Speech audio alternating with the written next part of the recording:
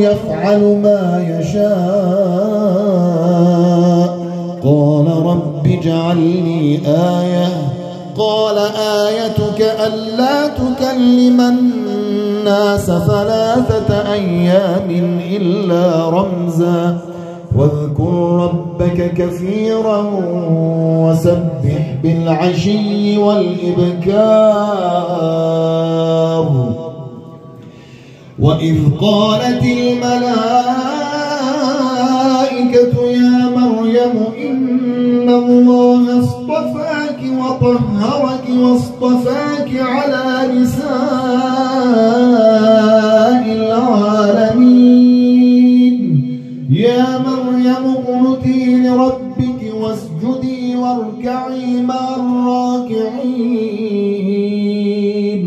بالله من الشيطان الرجيم.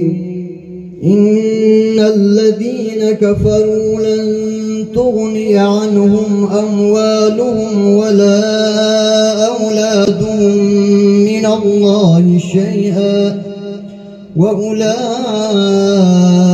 هم وقود النار.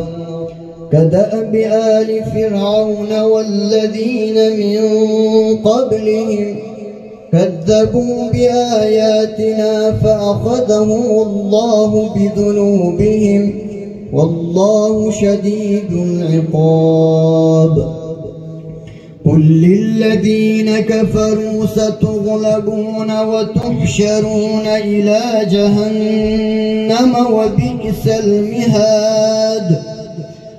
قد كان لكم آية في فئتين التقتا فئة تقاتل في سبيل الله وأخرى كافرة يرونهم مثليهم رأي العين والله يؤيد بنصره من يشاء. إن في ذلك لعبرة لأولي